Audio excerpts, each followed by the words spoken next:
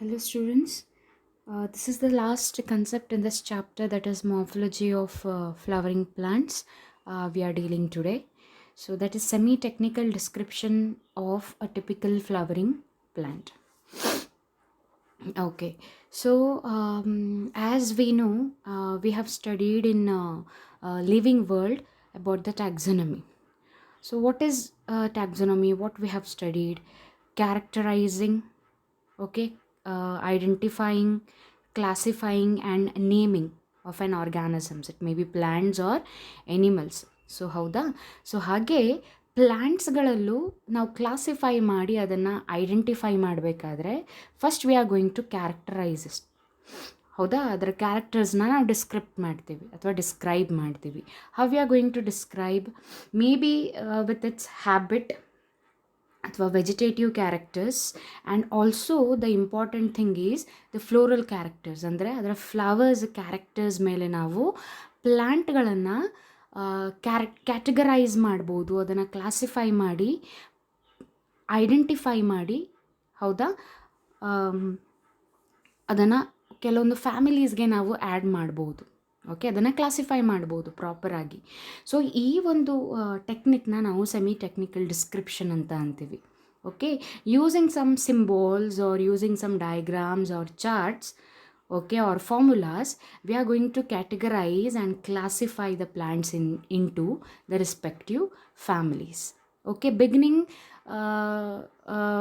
we need to study the three families actually, but due to the cutoff, okay, syllabus 30% cutoff, we are going to study only the two families here.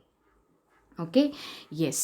So floral characters ಅಂತ ಅಂದ್ವಿ, ಹೌದಾ. ಬಿಗಿನಿಂಗಲ್ಲಿ ನಾವೇನು ಮಾಡ್ತೀವಿ, ಸ್ಟಾರ್ಟಿಂಗಲ್ಲಿ ಅದರ habit ಇರ್ಬೋದು, ಅಥವಾ vegetative characters ಅಂದರೆ ಮೇಲಿನ ಮೇಲೆ stem, leaves, roots, okay, fruits, ಈ ಕ್ಯಾರೆಕ್ಟರ್ಸ್ ಮೇಲೆ.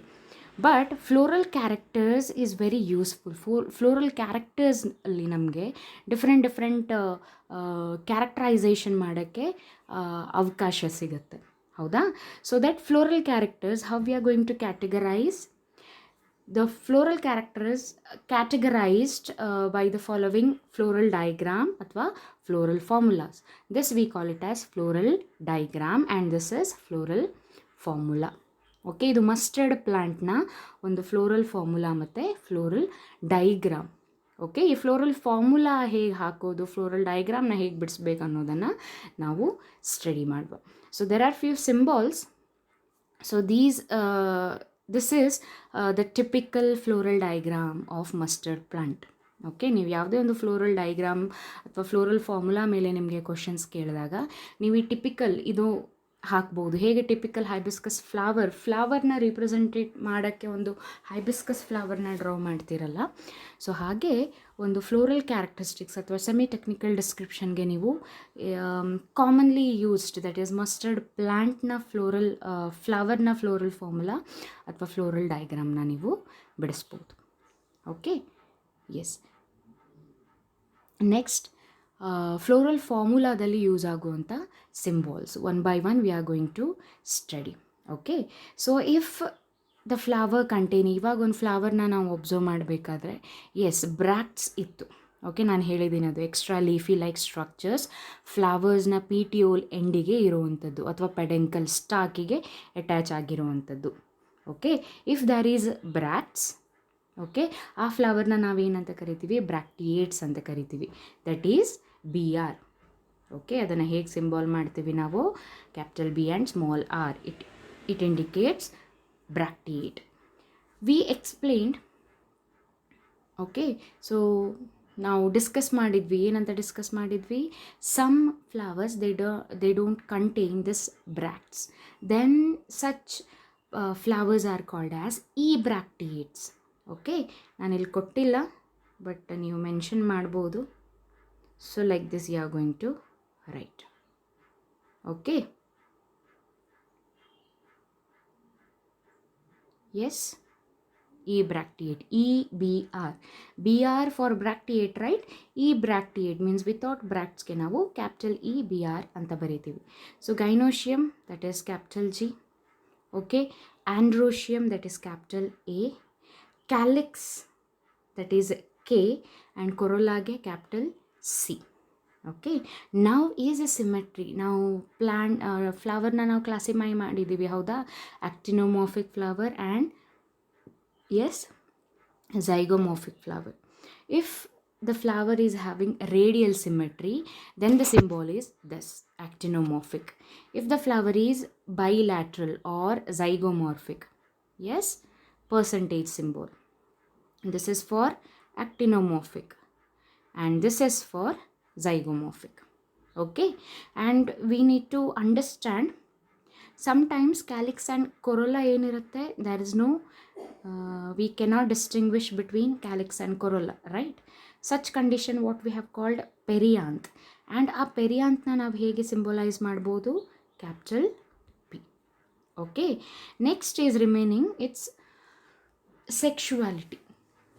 If it is a female or male, ಅಂದರೆ ಫ್ಲವರಲ್ಲಿ ಓನ್ಲಿ ಗೈನೋಷಿಯಮ್ ಇತ್ತು ಅಂದರೆ gynoecium is the female reproductive part and androecium is the male reproductive part, right?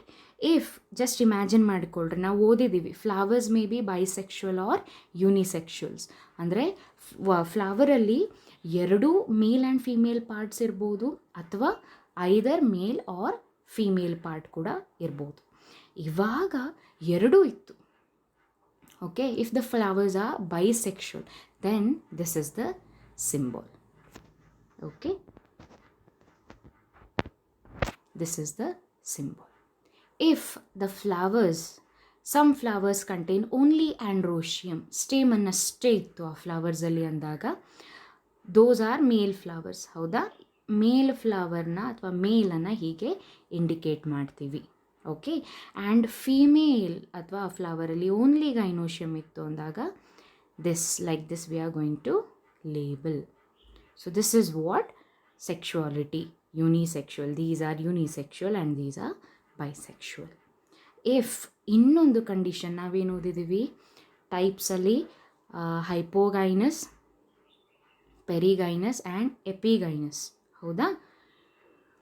Okay, if the ovary is superior, ಅಂದರೆ ovary thalamus ಮೇಲೆ ಇದ್ದು ಬಾಕಿ ಎಲ್ಲ ಪಾರ್ಟ್ಸ್ಗಳು ಅದರ ಕೆಳಗಡೆ ಅರೇಂಜ್ ಆಯಿತು ಅಂದರೆ ಓವರಿ ಮೇಲಿರುತ್ತೆ, ಹೌದಾ?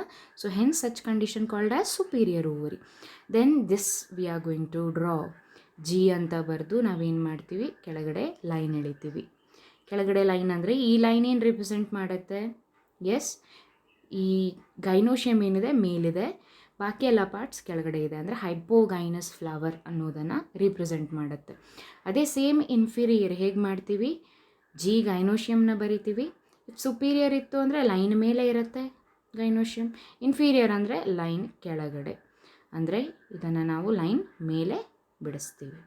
So this is what. ಇನ್ನೊಂದು ಅಂದರೆ ಫ್ಯೂಷನ್ ಅಂತ ಅಂತೀವಿ. ನಾವು ಫ್ಯೂಷನ್ ಬಗ್ಗೆ ಓದಿದ್ದೀವಿ, ಹೌದಾ?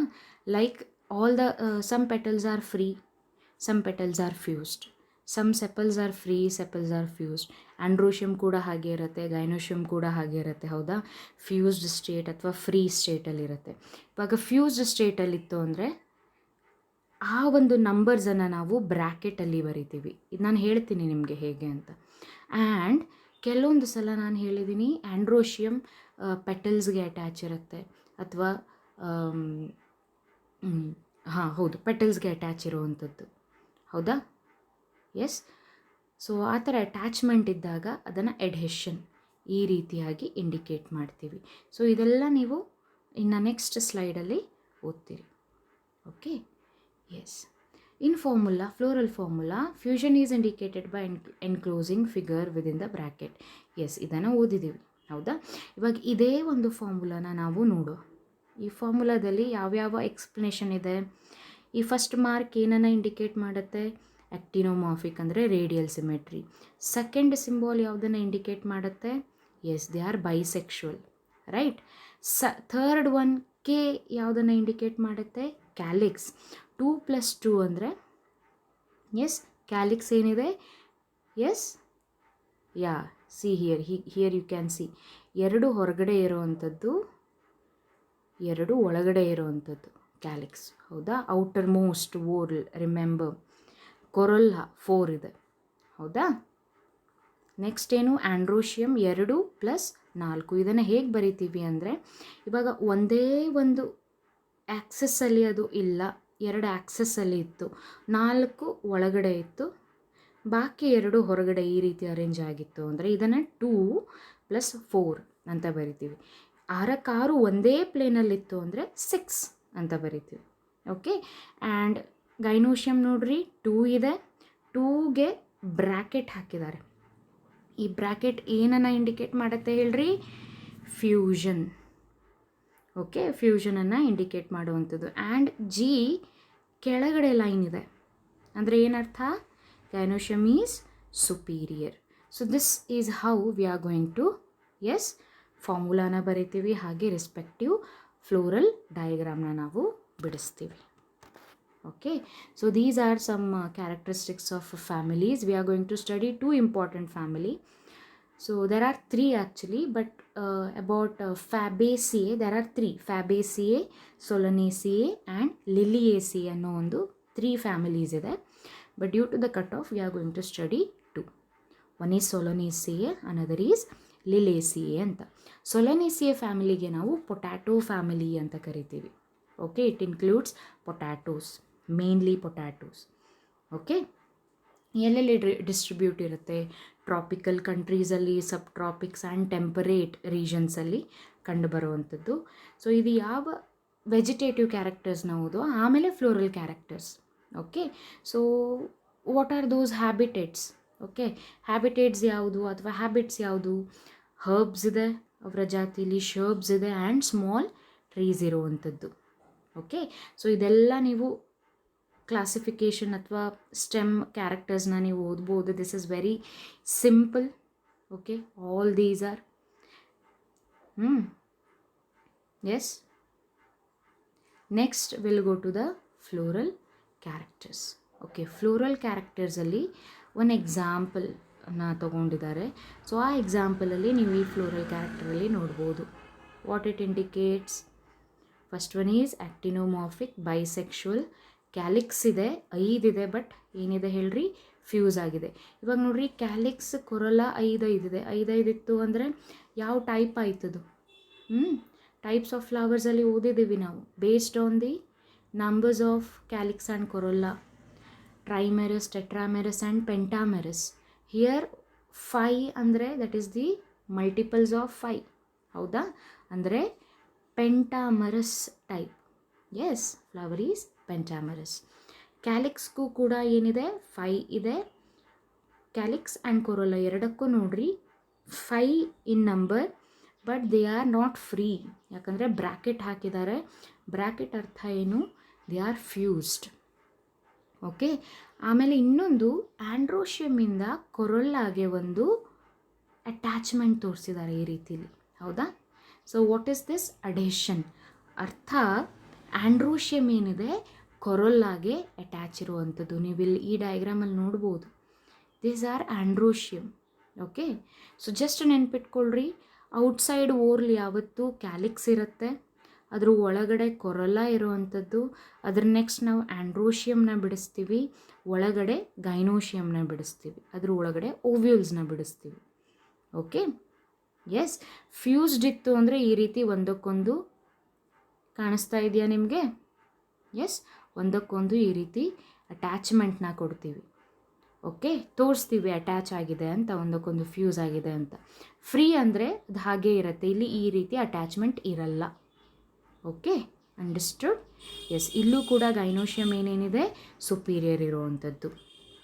Solitary inflorescence, see here. So inflorescence ಇಲ್ಲಿ ಏನಿದೆ ಹೇಳ್ರಿ? ಸಾಲಿಟರಿ ಅಂದರೆ they are single. Okay, they are not in cluster. Axillary ಇರುತ್ತೆ ಅಂದರೆ ಸೈಡ್ಸಲ್ಲಿ ಇರೋವಂಥದ್ದು. Okay, lateral. ಇವಾಗಿದ್ದು ಸ್ಟೆಮ್ ಅಂದರೆ ಇದನ್ನು ನಾವು ಆಕ್ಸಿಲರಿ ಅಂತೀವಿ. Okay, and cymose kind of inflorescence ನೀವು ಓದಿದ್ದೀರಿ ಟೈಪ್ ಆಫ್ ಇನ್ಫ್ಲೋರಸೆನ್ಸಲ್ಲಿ. ಓಕೆ, ನೆಕ್ಸ್ಟ್ ಫ್ಲವರ್ ಏನಿರುತ್ತೆ? ಬೈಸೆಕ್ಷುವಲ್. ಎಸ್, ಫಾರ್ಮುಲಾದಿಂದನೇ ಗೊತ್ತಾಗುತ್ತೆ ನಮಗೆ. Actinomorphic. Yes, within the formula only we can identify. Calyx, that is 5 united, and valvate ಆಸ್ಟಿವೇಷನ್. Valvate ಅಂದರೆ ದರ್ ಇಸ್ ನೋ ಓವರ್ಲ್ಯಾಪಿಂಗ್, ಒಂದಕ್ಕೊಂದು ಮಾರ್ಜಿನ್ಗೆ ಏನಿರುತ್ತೆ ಜಸ್ಟ್ ಟಚ್ ಆಗಿರುವಂಥ ಅರೇಂಜ್ಮೆಂಟ್ಗೆ ನಾವು ವ್ಯಾಲ್ವೇಟ್ ಆಸ್ಟಿವೇಷನ್ ಅಂತ ಕರೆದಿದ್ದೀವಿ. ಹೌದಾ? Yes, same thing repeats here. Androecium, yes. Epipetalous ನೋಡ್ಕೊಳ್ರಿ, ನೆನ್ಪಿಟ್ಕೊಳ್ರಿ. ಪೆಟಾಲಸ್ ಅಂದರೆ ಪೆಟಲ್ಸ್, ಅಂದರೆ ಆಂಡ್ರೋಶಿಯಮ್ ಪೆಟಲ್ಸ್ಗೆ ಅಟ್ಯಾಚ್ ಇದೆ. ಹೌದಾ? ಬಾಯಿ ಕಾರ್ಪೆಲರಿ ಅಂದರೆ 2 ಕಾರ್ಪೆಲ್ ಇದೆ. ಆ 2 ಕಾರ್ಪೆಲ್ ಏನಿದೆ, ಫ್ಯೂಸ್ ಇದೆ, syncarpous. Superior ovary, bilocular, yes ಹೇಳಿದ್ದೀನಿ ನಾನು ಪ್ಲಾಸೆಂಟಾ ಅರೇಂಜ್ಮೆಂಟಲ್ಲಿ. If there is a chambers ಏನಿದೆ ಹೇಳ್ರಿ, ಈ ಚೇಂಬರ್ಸ್ನ ನಾವು ಏನಂತ ಕರಿತೀವಿ, ಲೊಕ್ಯೂಲ್ಸ್ ಅಂತ ಕರಿತೀವಿ. ಹೌದಾ? Yes. Fruits berry and seeds many and endosperms. Spermous ಅಂದರೆ ಎಂಡೋಸ್ಪರ್ಮ್ ಇರುವಂಥ ಒಂದು ಸೀಡ್ಸ್ ಅವು. Okay. And the last thing is economic importance. ಎಲ್ಲೆಲ್ಲಿ ಯೂಸ್ ಆಗುತ್ತೆ ಫುಡ್ ಅಂತ ಬಂದಾಗ, examples tomato, brinjal, potato. Spice ಅಂತ ಬಂದಾಗ, ಓಕೆ, ಚಿಲ್ಲಿ. ಮೆಡಿಸಿನ್ ಅಂತ ಅಂದಾಗ ಬೆಲಾಡೋನಾ. ಇಲ್ಲಿ ನೋಡ್ಬೋದು ನೀವು, ಎಲ್ಲ ಡೈಗ್ರಾಮ್ಸ್ ಹಾಕಿದ್ದೀನಿ ನಾನು, ಪಿಕ್ಚರ್ಸ್ನ ಹಾಕಿದ್ದೀನಿ. ಆ್ಯಂಡ್ ಅಶ್ವಗಂಧ. ಹೌದಾ? ಫ್ಯೂಮಿಗೇಟರಿ ಅಂದರೆ ಫ್ಯೂಮ್ಸ್ನ ಫಾರ್ಮ್ ಮಾಡುವಂಥದ್ದು. ಟೊಬ್ಯಾಕೊ. ಹೌದಾ? ಅದಕ್ಕೆ ಸಿಗಾರ್ಸಲ್ಲಿ ಯೂಸ್ ಮಾಡ್ತಾರೆ ಅದನ್ನು. ಕೆಲವೊಂದು ornamentals, that is petunia. Small different varied coloured flowers, petunia. This is ornamental flowers. This is the economic importance. ನಿಮ್ಮ ಕ್ವಶನ್ ಕೇಳ್ತಾರೆ, economic importance of solanaceae, family solanaceae, ನೀವು ಇದನ್ನು ಬರೀಬೇಕು. Okay. The last part is liliaceae, so which includes the lily family. Okay. And ಈ lily family ಏನಿದೆ, all are monocotyledons. And this potato families are dicotyledons, ಅಂದರೆ ಇದು ಏಕದಳ ಪ್ಲ್ಯಾಂಟ್ಸ್ಗಳು, ಅದು ದ್ವಿದಳ ಪ್ಲ್ಯಾಂಟ್ಸ್ಗಳು. Okay. Yes. Next, vegetative. Perennial herbs. They are perennial herbs ಅಂತ ಅಂದಿದ್ದಾರೆ. ಪೆರಿನಿಯಲ್ ಹರ್ಬ್ಸ್ ಅಂದರೆ ವರ್ಷಕ್ಕೆ, ಎಸ್, 2 ಸಲ ಏನೋ ಬೆಳೆಗಳನ್ನು ಕೊಡುವಂಥ ಒಂದು ಪ್ಲ್ಯಾಂಟ್ಸ್ಗಳಿವು. ಸೊ ಅದನ್ನು ಪೆರಿನಿಯಲ್ ಅಂತ ಅಂತೀವಿ. ಓಕೆ. ಅವರಲ್ಲಿ ಅಂಡರ್ಗ್ರೌಂಡ್ ಬಲ್ಬ್ಸ್ ಇರುತ್ತೆ. ಹೌದಾ? ಈರುಳ್ಳಿನ ಬೆಳೆದಿರ್ಬೋದು ನೀವು, you can see that. Next, inflorescence. Solitary ಅಂದರೆ ಸಿಂಗಲ್ ಅಥವಾ ಝೈಮೋಸ್ ಇರ್ಬೋದು. ಆ್ಯಂಡ್ ಆಫನ್ ಅಂಬಲೇಟ್ ಕ್ಲಸ್ಟರ್ಸ್ ಅಂತ ಅಂದಿದ್ದಾರೆ. ಅಂಬಲೇಟ್ ಕ್ಲಸ್ಟರ್ಸ್ ಅಂದರೆ ಲೈಕ್ ದಿಸ್, ಒಂದು ಸ್ಟಾಕ್ ಇರುತ್ತೆ, ಈ ರೀತಿ ಸ್ಟಾಕಿಗೆ ಈ ರೀತಿ ಫ್ಲವರ್ಸ್ ಒಂದೇ ಕಡೆಯಿಂದ ಈ ರೀತಿ ಅಟ್ಯಾಚ್ ಇರುತ್ತೆ. ಇದನ್ನು ನಾವು ಝೈಮೋಸ್ ಟೈಪಲ್ಲೇ ಅಂಬಲೇಟ್ ಅಂತ ಕರಿತೀವಿ ಇದನ್ನು. Okay. Like this flower arrangement. Okay. Flowers are bisexual, actinomorphic. ನಾವು ಫ್ಲೋರಲ್ ಫಾರ್ಮುಲಾನ ಚೆಕ್ ಮಾಡುವ. ಪೆರಿಯಾ ಅಂತ, ಸಿ ನಾನು ಹೇಳಿದ್ದೀನಿ, ಲಿಲ್ಲಿ ಎಕ್ಸಾಂಪಲ್ ಏನಿದೆ ಹೇಳಿ, ಲಿಲ್ಲಿ ಫ್ಲವರ್ಸಲ್ಲಿ ಸೆಪಲ್ಸ್ನ ಮತ್ತು ಪೆಟಲ್ಸ್ನ ಡಿಸ್ಟಿಂಗ್ವಿಷ್ ಮಾಡೋಕ್ಕಾಗಲ್ಲ.